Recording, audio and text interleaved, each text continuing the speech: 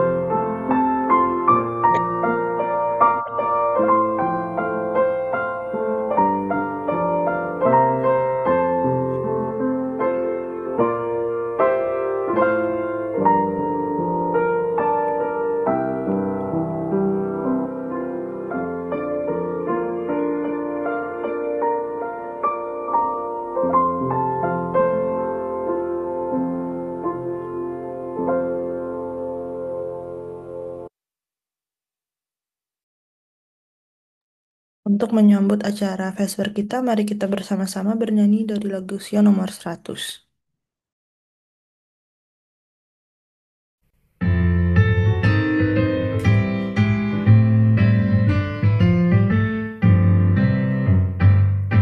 Marilah bersuka cita, jangan bersungut-sungut, karena Allah Bapa kita diamkan angin ribut.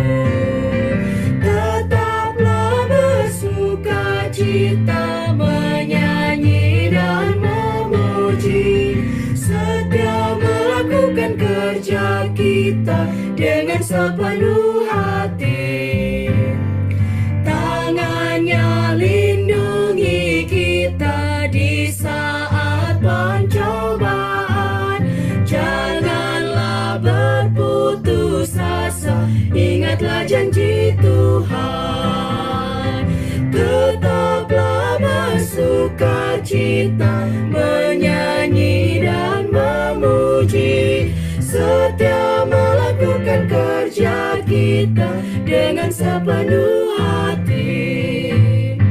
Kita rasa amat susah bila tidak setia melakukan kerja kita yang ditugaskan Bapa. Tetaplah bersuka cita, menyanyi dan memuji, setia melakukan kerja kita dengan sepenuh hati.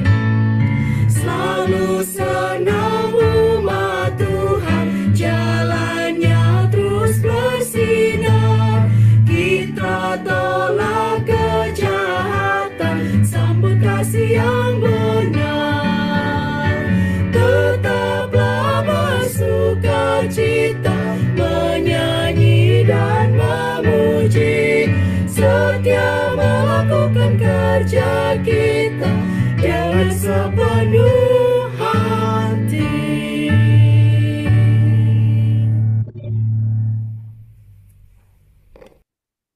Mari kita satu dalam doa.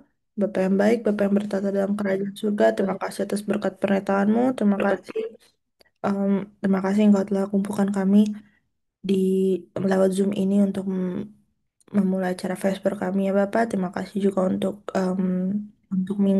minggu bekerja yang Engkau telah berkati, yang Engkau telah jagai kami ya Bapak. Sekarang kami akan memulai acara Vesper kami, kiranya Engkau berkati acara ini dari awal pertengahan hingga akhir, juga berkati pendeta kami yang sedang dalam perjalanan, kiranya Engkau ingatkan dan percepat langkah beliau supaya beliau bisa bersama-sama bergabung bersama kami untuk memuji memuliakan nama-Mu ya Bapa. Terima kasih atas berkat pernyataan-Mu. Dalam nama Tuhan Yesus kami berdoa. Amin.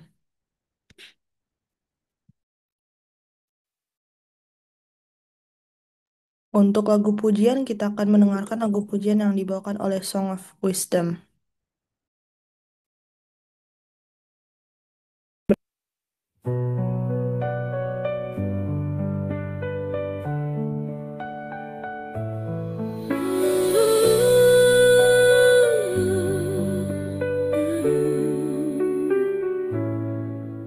When you feel weak and weary, when doubts cloud all your view, remember God is working, His grace will carry you. He made you in His image, adopted as His own. Through trials and through struggles, His love has always shown. I believe in what God's doing in your heart and in your life. He's refining, He's transforming through the battles and the strife. He will finish what He started. By His Spirit you'll be strong. I believe in what God's doing through you. His work goes on.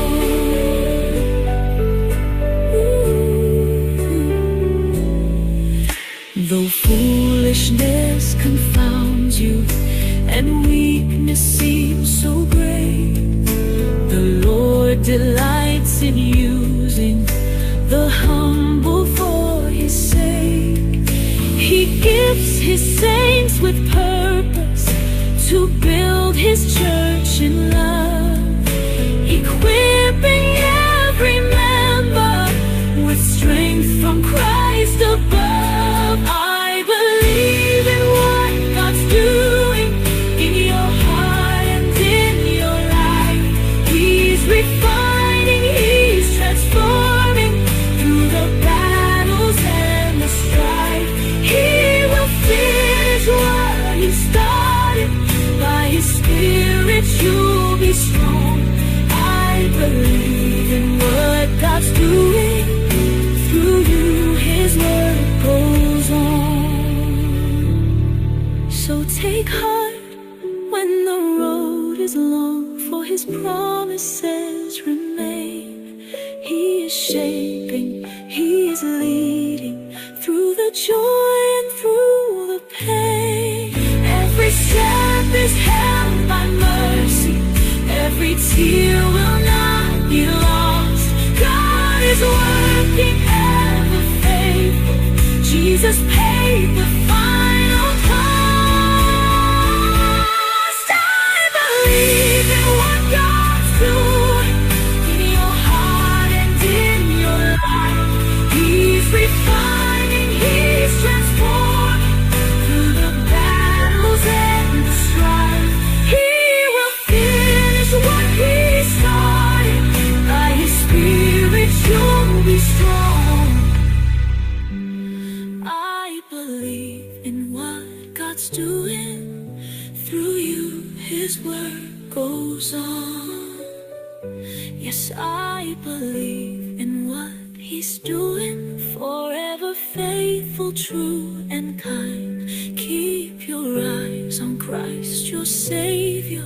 His good purpose you will find.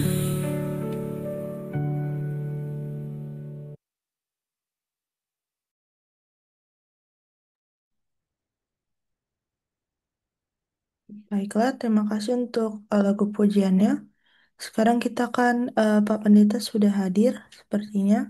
Eh, kita akan bertenang bertenang diri untuk mendengarkan renungan firman yang akan dibawakan oleh Pak Pendeta Brian. Kepada Pak Pendeta dipersilakan.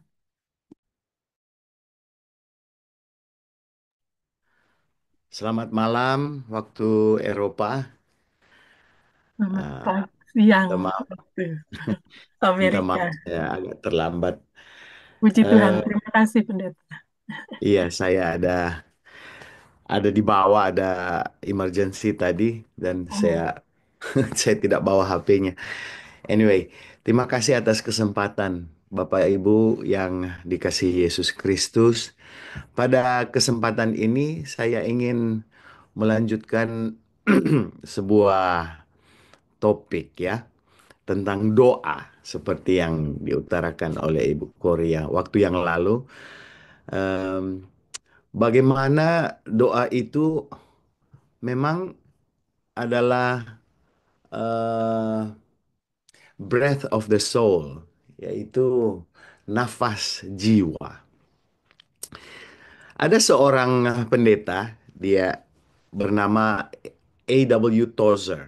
Mungkin kalau ada yang sering membaca, dia banyak menulis buku. Tapi satu kali di dalam awal dari pelayanannya, dia berada di sebuah kapal di Atlantic Ocean dan karena kapiten melihat bahwa oh ada pendeta Tozer yang ada, jadi mereka minta agar supaya pendeta Tozer ini boleh memberikan renungan atau khotbah kepada penumpang-penumpang first class.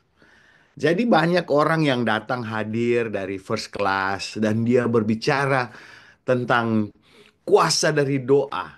Dan di antara penumpang-penumpang itu ada seorang yang agnostik. Dia tidak percaya Tuhan. Dia tidak percaya doa, tapi karena waktu itu kan belum ada HP, belum ada entertainment lain. Jadi bapak yang agnostik ateis ini, he decided to just come untuk mendengarkan firman Tuhan. Dia, dia bilang, eh, dia hadir, dia dengar, tapi dia tidak percaya. Jadi ada seorang penumpang kelas 3 yang kebetulan ada di situ. Dia bilang, aduh pendeta bagus sekali firmannya ini. Bagaimana kalau pendeta juga boleh datang ke bawah ke penumpang kelas 3? Oh pendeta Tozer bilang, tentu saya juga mau berbicara kepada penumpang kelas 3. Dan sang penumpang agnostik ini bilang, ah saya juga akan pergi. Tapi saya tetap tidak percaya, dia bilang.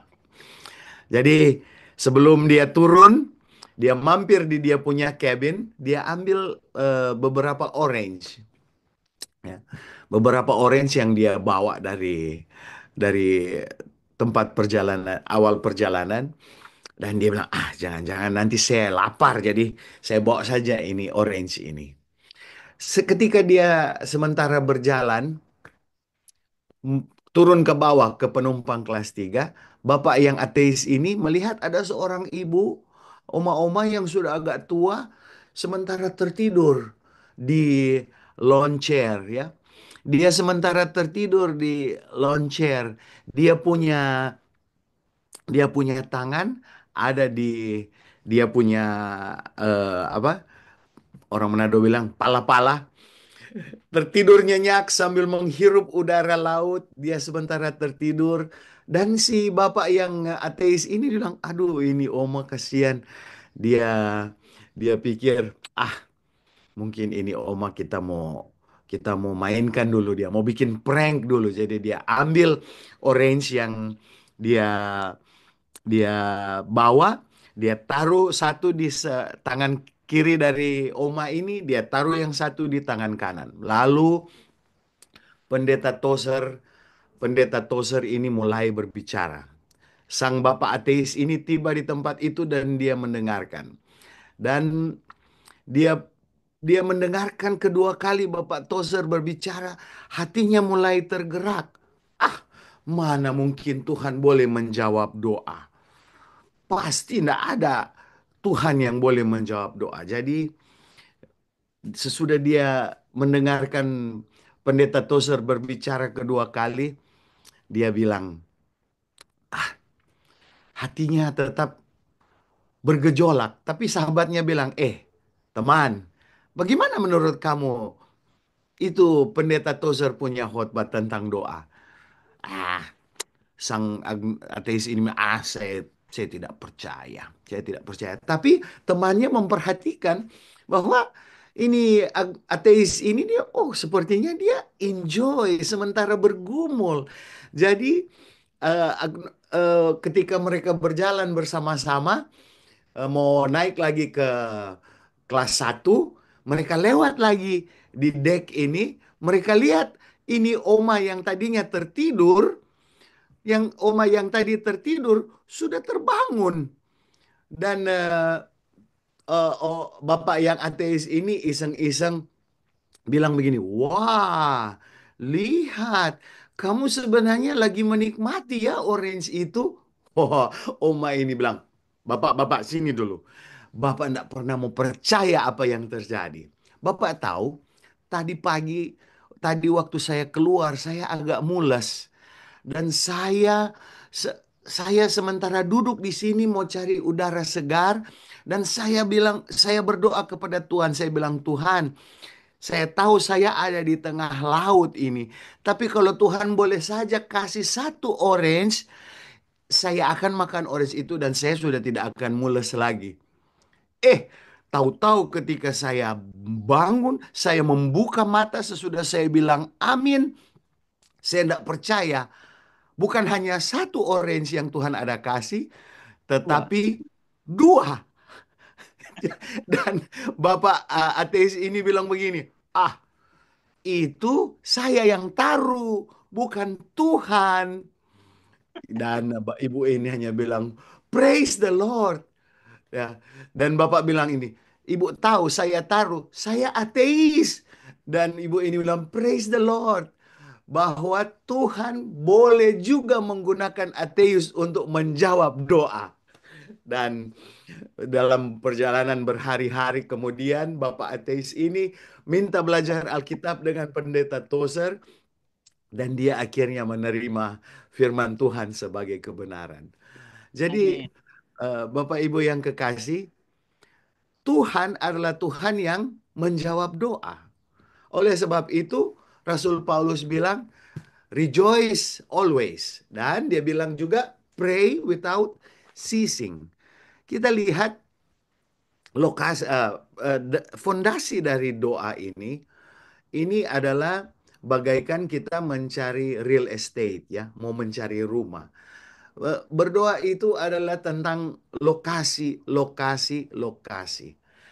Bapak Ibu kalau mau beli rumah, walaupun itu rumah ada di misalnya di tempat kita ini di Loma Linda, harganya cukup tinggi, atau mau pergi di Mojave Desert, di bagian Las Vegas, di padang gurun, kalau tidak ada fasilitas di rumah itu, tidak ada air, tidak ada gas, tidak ada listrik, tidak ada guna kan rumah yang mewah.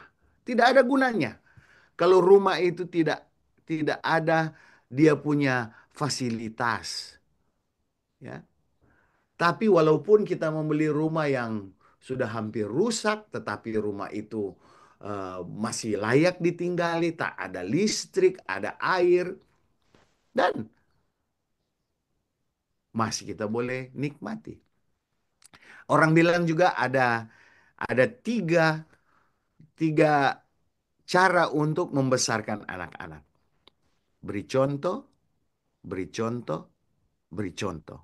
Dan di dalam orang Kristen ada tiga cara untuk hidup. Doa, doa, dan berdoa.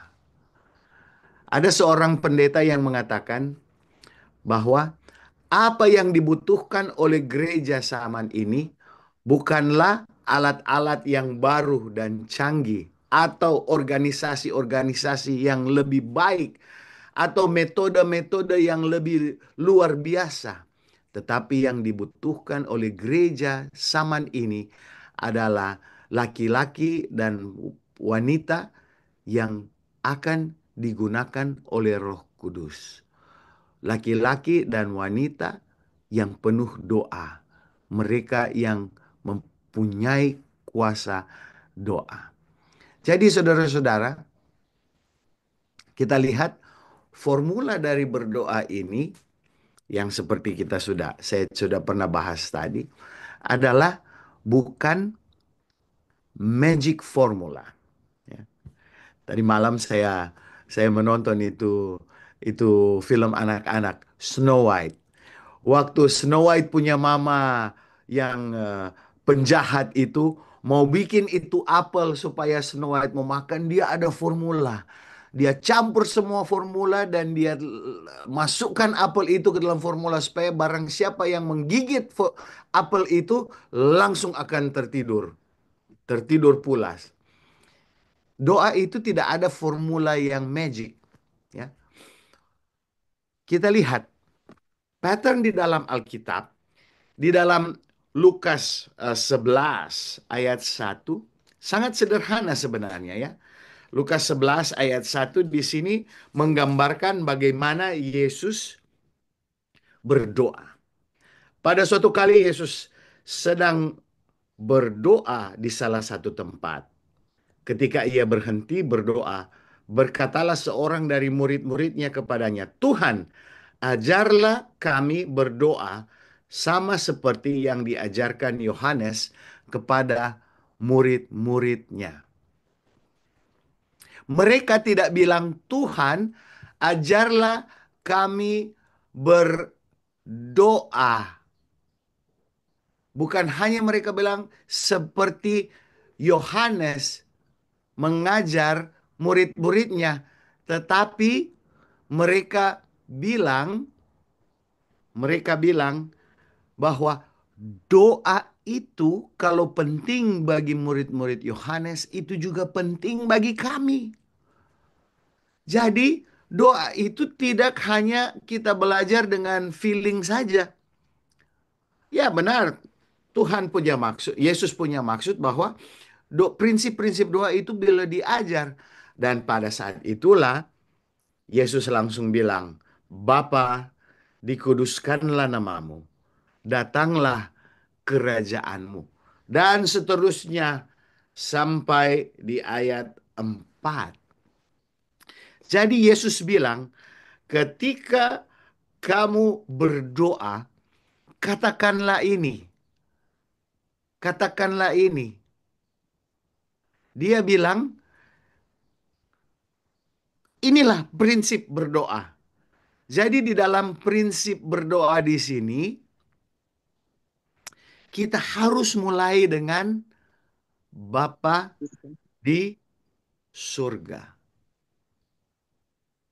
Kenapa penting untuk memulai doa untuk meng-acknowledge Bapa yang di surga? Sebab kita harus ingat, kita harus ada hubungan horizontal. Kita harus ada hubungan horizontal ketika kita berdoa. Sesudah kita mengestablish hubungan horizontal, barulah kita datang kepada petisi-petisi kita, permintaan-permintaan kita. Sesudah kita mau bilang, kita meng-acknowledge bahwa kita ada hubungan dengan Bapa yang di surga, baru sesudah itu kita akan bilang, lead us. Baru kita bilang, forgive us. Baru kita bilang, feed us. Baru kita bilang, thy kingdom. Jadi kita pertama harus memulai doa itu dengan mengakui horizontal relationship. Jadi saudara-saudaraku yang kekasih Bapak Ibu, doa harus dimulai dengan Bapa di sorga. Itu bukan berarti sesudah itu kita mau bilang, tuntunlah kami, berikanlah kami makanan secukupnya, janganlah membawa kami. Bukan itu tidak penting, tetapi kunci dari doa adalah mengestablish horizontal relationship. Ya. Yesus sendiri berkata kepada the rich young ruler, waktu dia tanya, "What is the greatest commandment?" Yesus bilang, "Kasihilah Tuhan Allahmu dengan segenap hatimu." Sesudah mengasihi Tuhan Allahmu dengan segenap hatimu, baru Yesus bilang, "Dan kasihinya Kasihilah sesamamu sebagaimana dirimu sendiri. Itu kunci dari kebahagiaan. Saya dari dulu ingat itu joy itu Joy. Joy adalah Jesus horizontal, others vertikal, and you baru diri kita sendiri. Jadi kalau kita mempunyai sequence kehidupan seperti itu, bahkan di dalam doa kita mengutamakan dulu, mengaknowledge itu uh, hubungan vertikal itu, dan itu kita tahu bahwa Tuhan akan sangat senang dengan kita memulai doa kita mengakui bahwa Dia adalah Bapa, ya. Dia adalah Bapa. Saudara-saudaraku yang kekasih, sangat penting bahwa di dalam doa kita selalu menggunakan ini. Jadi apa yang ingin saya tekankan malam ini ketika kita berdoa jangan lupa itu ACTS ya. Adoration, kita mengakui Tuhan, kita memuji Tuhan. Confession, kita mengakui dosa. Lalu kita uh, kita berikan supplication kita, permintaan-permintaan doa dan thanksgiving. ACST. Adoration, confession, supplication, thanksgiving. Nah, sekarang kita melihat. Jadi kita melihat ketika kita memulai doa, acknowledge that vertical relationship, dan kita melanjutkan doa itu dengan sebuah format yang mengakui dosa, baru kita meminta segala sesuatu. Saudara-saudara, kebanyakan kita berdoa itu seperti grocery list, ya. Kita belum aja mau akui Tuhan, belum aja mau memuji Tuhan, kita udah ada grocery list. Minta maaf ya. Banyak sudah ada daftar, ya. Kita kita belum belum mengakui Tuhan, kita udah bilang, Bapak terima kasih engkau mau mendengar. Tolong sembuhkan ini ibu ini perlu ini, Bapak ini perlu itu, ini. Immediately we go there. We barely acknowledge him. Kita udah mulai meminta. Itu saya rasa tidak salah kalau kita mempunyai daftar. Tetapi marilah kita memulai doa kita dengan mengaknowledge siapa Tuhan itu. Hubungan vertikal Bapak Ibu itu sangat penting. Sekarang, frekuensi dari doa. Ini juga adalah sesuatu yang penting. Kalau kita kembali ke Daniel, kalau kita kembali ke Perjanjian Lama, ya, kita lihat di dalam Daniel pasal 6 ayat 10 kita lihat bahwa kita semua ingat ya cerita tentang Daniel. Daniel di gua singa, Daniel dan sahabat-sahabat Daniel punya teman-teman yang dibuang di dapur api. Tapi kita lihat Daniel pasal 6 ayatnya yang ke-10. Sebab setelah itu ya, setelah itu Darius membuat sebuah perintah dengan larangan itu. Apa larangan itu? Karena orang-orang yang cemburu kepada Daniel, mereka datang melapor. Mereka datang melapor bahwa Daniel itu selalu berdoa. Jadi ayat 10 sesudah Darius membuat surat perintah itu, Daniel dengar. Ayat 11, demi didengar Daniel bahwa surat perintah itu telah dibuat, pergilah ia ke rumahnya. Dalam kamar atasnya ada tingkap-tingkap yang terbuka ke arah Yerusalem. 3 kali sehari ia berlutut, berdoa, serta memuji Allahnya seperti yang biasa dilakukannya. 3 times a day, right? 3 kali sehari. But it is not just when he heard about the decree made by Darius. Bukan saja dia mulai berdoa, dia bukan mulai berdoa 3 kali sehari waktu dia dengar. Lihat Alkitab bilang seperti biasanya. Berarti rutinitas dari Daniel berdoa itu it's 3 times a day. Memang nanti Bapak Ibu mau bilang, ah pendeta, kita juga kan rutin. Kita 5 kali, 6 kali sehari. Apa bagaimana? Oh, waktu bangun pagi berdoa ya. Waktu mau makan berdoa. Waktu mau berangkat berdoa. Oh, waktu worship juga kita berdoa. Waktu mau pulang dari tempat kerja kita berdoa 5 kali. Wah, waktu semua tidur, waktu semua makan malam. Wow, 8 kali justru. Lihat, doa yang Daniel lakukan ini adalah doa yang spesial. Bukan doa yang seperti yang kita lakukan. Kan kalau mau makan kita berdoa. Tapi doa 3 kali sehari yang Daniel lakukan adalah doa antara dia dan Bapa. It is something that is important for him. That's the reason why he needs to make that prayer a habit. Justru kalau kita boleh belajar dari uh, saudara-saudara kaum muslimin, wow, they pray 5 times a day. Lihat itu, mereka punya mereka punya habit itu luar biasa. Di mana saja mereka berada, whether they are on a train, whether they are mereka akan buka mereka punya prayer mat dan mereka akan berdoa. Kalau sedep jam berdoa, apakah orang begitu? Apakah kita kalau sementara driving, semua buka sabat, orang ada di freeway, do we stop to the side and pray? Right? We need to always have that time to pray. Oleh sebab itu gereja Advent mempunyai itu 777. Ya. We pray at 7 in the morning, at 7 in the evening, 7 days a week. Dan itu membangun sebuah habit bagi umat-umat Advent yang tidak mempunyai habit. Ketika mereka melakukan survei beberapa tahun lalu untuk semua gereja Advent di seluruh dunia, untuk anggota-anggota. Mereka dapati bahwa ke orang-orang Advent yang mempunyai habit untuk berdoa secara khusus, secara rutin, kurang dari 50% di seluruh dunia, sesuai sampling mereka. So, we need to keep that habit of praying.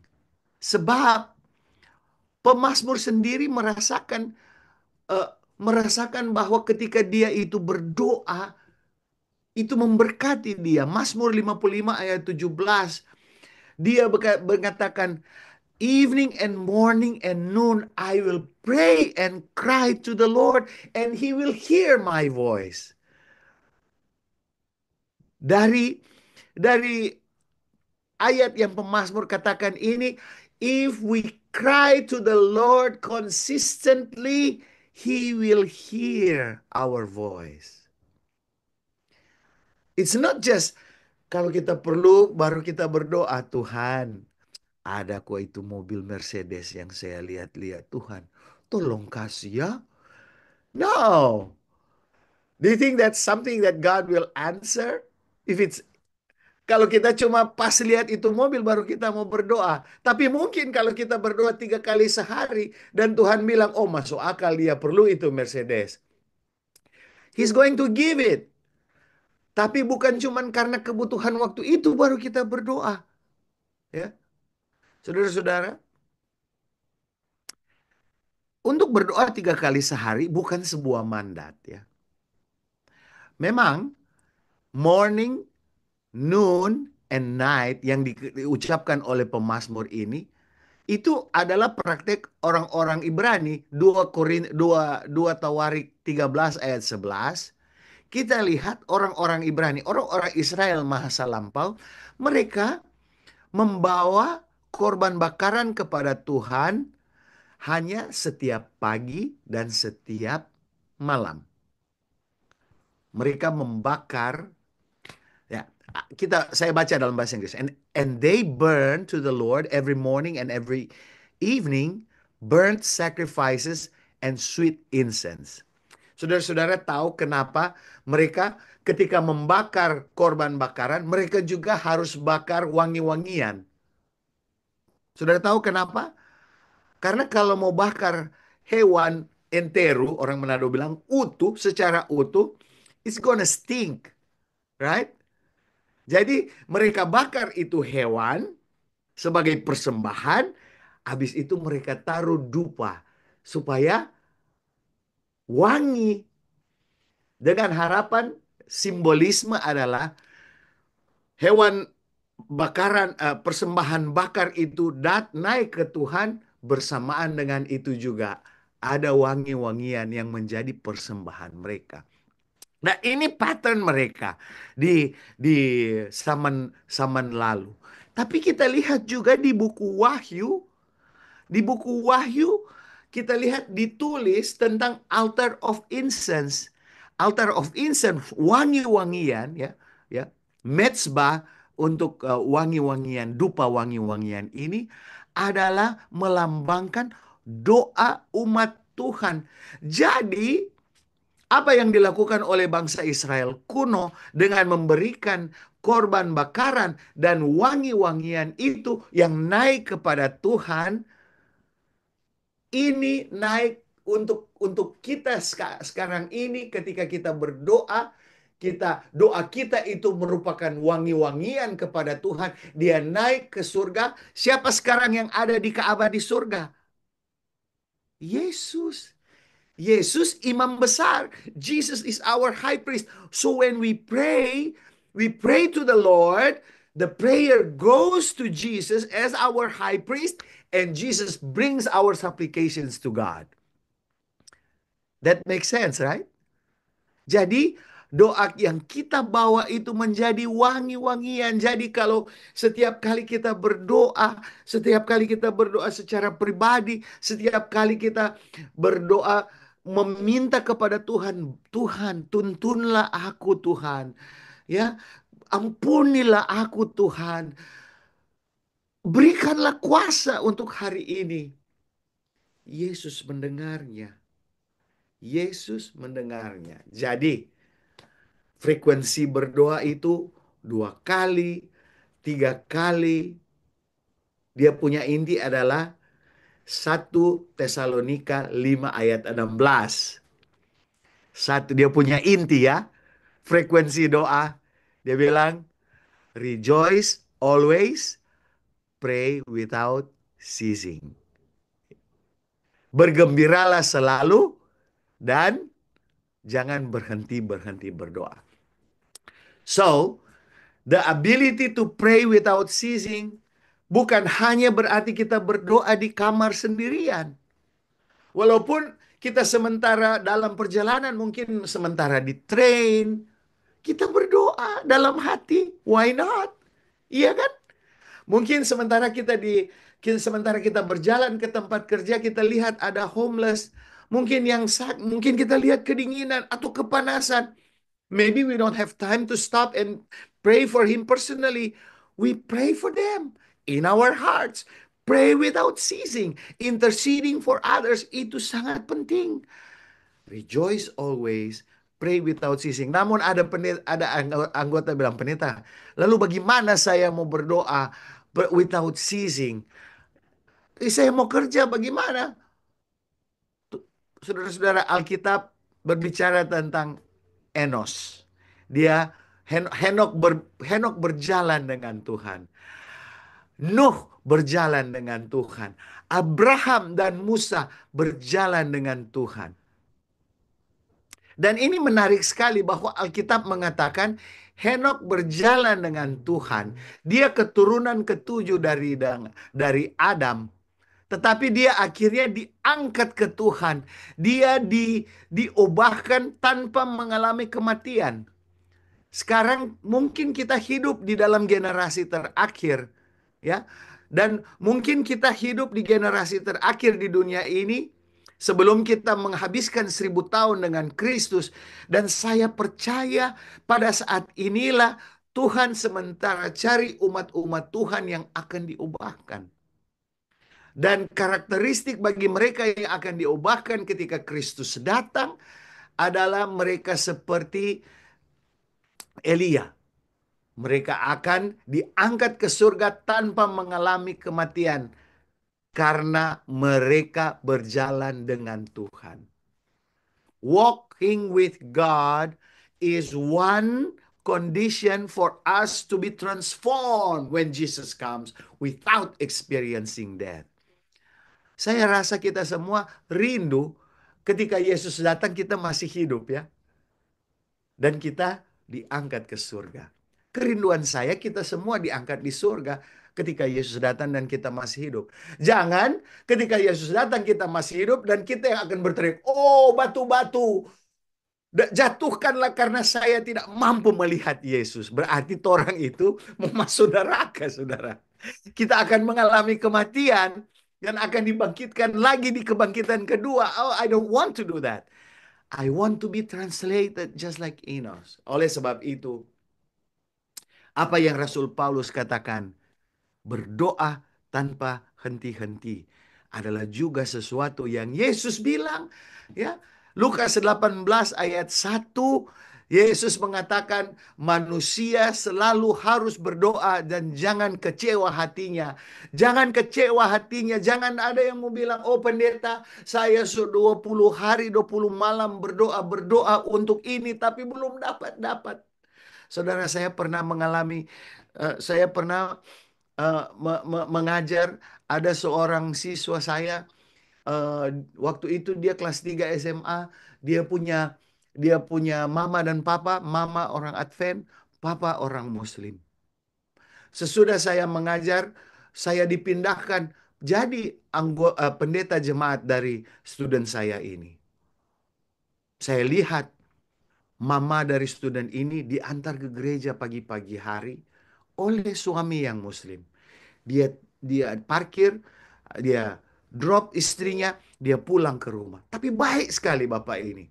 Dan saya tanya sama ibu ini, "Ibu, sudah berapa tahun ada doakan bapak?" "Pendeta, kami sudah 30 tahun menikah." "Apakah ibu pernah berhenti mendoakan?" "Ah, biar ajalah. Toh suami saya pembaik. Suami saya tetap mengantar saya ke gereja tiap." "Apakah ibu sudah pernah terhenti dengan pikiran seperti itu?" "Pendeta, saya tetap doakan dia. Saya tidak pernah berhenti mendoakan dia." Dan saudara, sesudah 40 tahun saya dapat kabar bahwa bapak ini akhirnya sudah menerima kebenaran dan sudah dibaptis. Berapa puluh tahun? 40 tahun baru dapat jawaban doa. Mungkin ada yang di antara kita yang nggak bisa mau tahan. Kadang-kali kita baru berdoa kok 2 kali udah menyerah. Tuhan kok nggak mau dengar. Tuhan nggak mau dengar. Ngapain? Kenapa mau berdoa? Karena di dalam pikiran kita mungkin kita sudah tahu it's impossible. Permintaan yang kita naikkan ke Tuhan it's impossible. Jadi dalam hati kita nggak mungkin Tuhan jawab. Saudara, saya mau kasih contoh ya.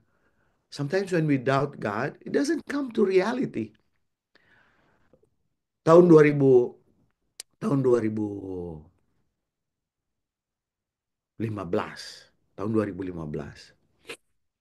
Saya bertugas di kantor Uni waktu itu. Tuhan kasih anak ketiga bagi kami ya. Anak ini lahir tanggal 15 Mei 2015. Dia lahir. Tapi dokter langsung panggil saya ke samping dengan, "Pendeta, ada 2 hal gitu. Saya mau bilang sama pendeta." "Apa itu, dokter?" "Mau dengar yang baik atau yang buruk?" "Oh," saya bilang, "mau dengar yang baik dulu, Dang." "Oh, congratulations, pendeta punya anak ini lengkap. 10 jari ada. 10 jari kaki jari juga ada. Dia punya muka sama muka dengan pendeta." Oh, senang sekali saya. Cuma di dalam hati saya bilang, "Apa dang yang kabar buruk ini?" Dia bilang, "Ada kabar buruk." "Oke, give it to me then." Dia bilang, "Pendeta, ini anak waktu lahir, saya dengar dia punya jantung, dia ada murmur. Dia ada Apa maksudnya itu, dokter? Berarti dia ada lubang di jantung. Tapi kabar baiknya, kalau lubang di jantung itu biasa tanpa operasi 1 tahun, waktu anak itu sesudah 1 tahun itu tubuh itu akan memperbaiki dirinya sendiri. Jadi saya pikir, puji Tuhan. Tapi dia bilang, tapi ada satu hal lagi. Oh, saya bilang kabar buruk double double fold ini. Dia bilang, tapi anak ini dia pneumonia. Tapi bilang, bagaimana dia baru lahir terus sudah pneumonia? Ya, dokter bilang, ya kadang-kadang begitulah anak-anak lahir pneumonia. Jadi bagaimana ini? Jadi begini pendeta. Karena dia punya jantung sudah tidak bisa absorpsi oksigen yang cukup, darah yang bersirkulasi berarti darahnya tidak 100% bersih. Jadi fungsi-fungsi tubuhnya itu akan kesulitan. Nah, dia mau bernafas juga untuk menghirup udara segar, dia pneumonia. Dia punya paru-paru sudah mau kolaps. Aduh, jadi saya bilang, jadi bagaimana ini dokter? Dia bilang, ya banyak berdoa. Jadi saya berdoa. Saya bilang, Tuhan, tolong sembuhkan anak ini. You know, I believe in miracles. Itu doa saya. Tiap saat saya berdoa, Tuhan, show me a miracle. Saya ini pendeta yang melayani Engkau. You know how I was self-centered? Saya selfish saya itu. Tuhan, saya pendeta, saya bangun ini radio station, saya sudah bikin ini, saya sudah bikin ini, Tuhan. Tolong bantu saya ya. Aduh, kasih sembuh ini anak. Tapi deep in my mind saya bilang, susah mau sembuh ini anak. Deep in my mind, saya berdoa minta miracle, tapi deep in my mind saya bilang, aduh bagaimana dia mau sembuh Waktu kami bawa dia di rumah sakit besar di Malalaya, mereka bilang, anak ini perlu CPAP untuk membantu bernafas. Ini CPAP ya, di Neonatal Intensive Care Unit. Tapi mereka bilang, pendeta, dari 10 CPAP yang kita miliki, dari 20 yang kita miliki, ya, 7 rusak, 13 itu dipakai. Jadi anak pendeta nggak mau dapat CPAP. Jadi dia, ya kita akan usahakan untuk bantu. Bagaimana ngoni mau bantu? Tidak ada sipap. Sementara sipap itu yang membantu dia supaya dia punya paru-paru nak mau kolaps. Hari kelima, saudara. Tiap saat saya berdoa, saya menangis, saya berdoa, saya menangis. Tapi saya ada pikiran, aduh ini anak itu mau mati. Hari kelima dia mati. Waktu dia meninggal, saya marah ke Tuhan. Saya bilang, Tuhan, how dare you let my son die? Saya bilang, saya nak mau jadi pendeta lagi. Ngapain jadi pendeta? Nak dijawab doanya. Saya baru berdoa 5 hari. Dan waktu Tuhan tidak kasih sesuai dengan apa yang saya minta, saya marah kepada Tuhan. I don't know if you were ever in that kind of situation. Tapi sekarang ketika saya belajar lagi baca tentang doa, I had doubt in my mind that God will heal him. Oleh sebab itu saya punya doa tidak sungguh-sungguh kepada Tuhan. Jadi saudara-saudara, kalau saudara baru berdoa 5 hari seperti saya dan tidak dapat jawabannya, jangan dulu putus asa. 10 tahun kemudian baru saya mengerti. Kenapa Tuhan izinkan anak kami itu untuk meninggal. Sebab sesudah itu kami pindah ke Ayas. Dan sesudah itu kami lihat kehidupan kami, jalan kehidupan kami. Mungkin it was not the best for him to be alive with that problem in his heart. Jadi saudara-saudara, Tuhan memberikan jawaban sesuai dengan apa yang dia pikir bagus bagi kita. Bukan dengan apa yang kita pikir bagus untuk kita. Jadi kalau kita berdoa 5 hari, kita berdoa 10 tahun, 20 tahun, 25 tahun, 30 tahun, 40 tahun. Tuhan akan berikan jawaban yang dia pikir baik untuk kita. Di Amerika ini ada banyak anggota kami sudah 30 tahun minta dapat green card, minta dapat izin untuk tinggal supaya tidak takut mau ditangkap oleh ICE. Sampai sekarang mereka tetap berdoa, mereka belum dapat, tetapi buktinya mereka masih tetap di Amerika, belum ditangkap. Itu jawaban doanya. You get my point, saudara-saudaraku yang kekasih? Kolose 4 ayat 2 mengatakan, Amin.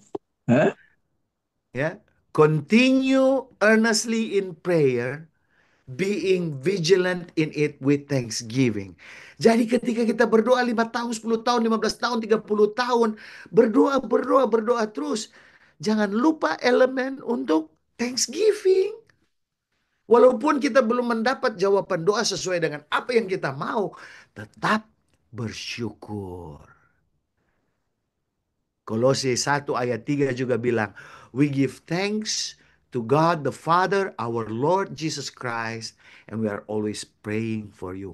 Elemen untuk selalu mengucap syukur di dalam doa jangan pernah kita hilangkan.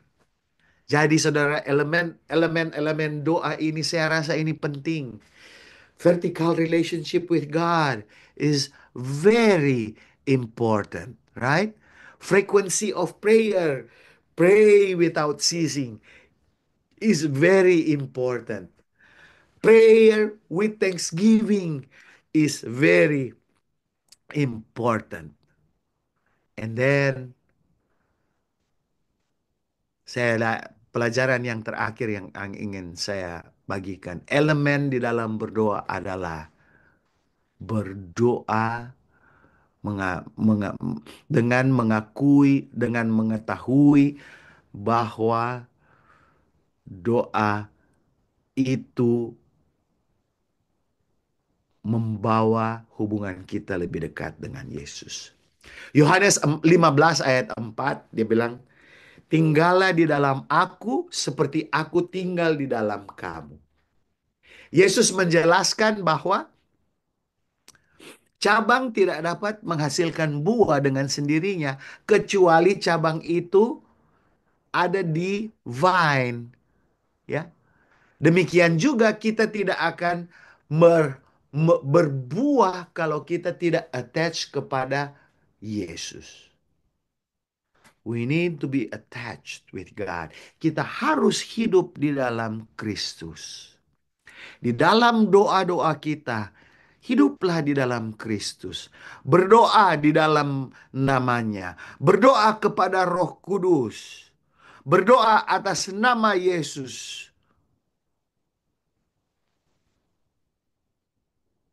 Dalam nama Yesus kami berdoa. Amin. Itu bukan berarti stamp of approval ya.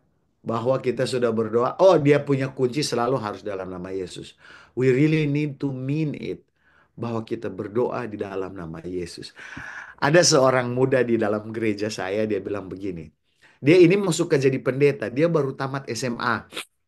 Dia beberapa hari lalu dia bilang begini, Pastor, do we always need to pray when we open and close the Sabbath? Can't we just enjoy looking at the sunset and then yeah, we already entered the Sabbath. Tapi, oh well, you know, saya jawab kepada dia. We need to acknowledge God when we enter the Sabbath. We need to tell him, God, thank you. You've been with us throughout the week. Now we're coming into the holy Sabbath, and we need you. We need to tell him. If you're just going to see the sun set, you don't pray, you don't tell God what it means to you, then what's the point of opening the Sabbath? But But you know, my family, we just recite memory verse and then we pray and then we sing and we pray. It's become redundant. Tabang, that is not redundancy. Tabang, you need to understand that when you go to school and you learn more about, that is not redundancy. That is about acknowledging God and telling God, God, I'm ready to come into the Sabbath. Give me your blessings. Waktu dia argu dengan saya beberapa kali, akhirnya dia terima dan dia bilang, thank you, Pastor. I just wanted to be really sure.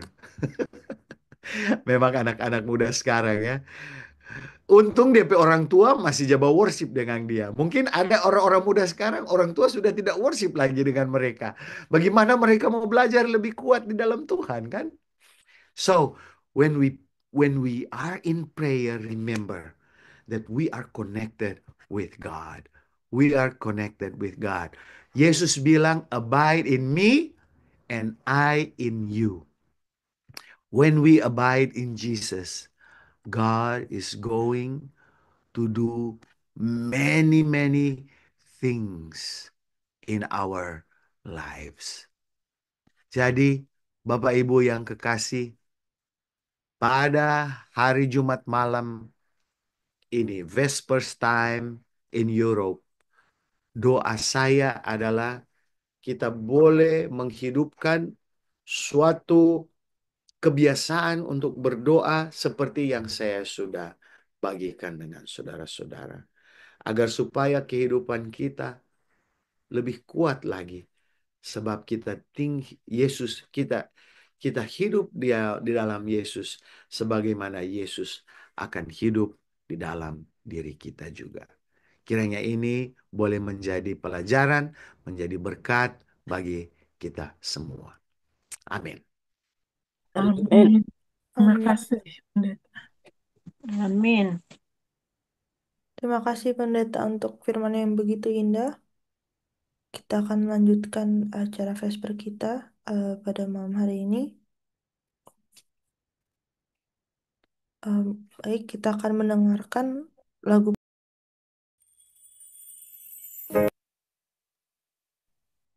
Baiklah, untuk menutup acara Vesper kita pada malam hari ini, kita akan bernyanyi lagu dari lagu Sia nomor 192.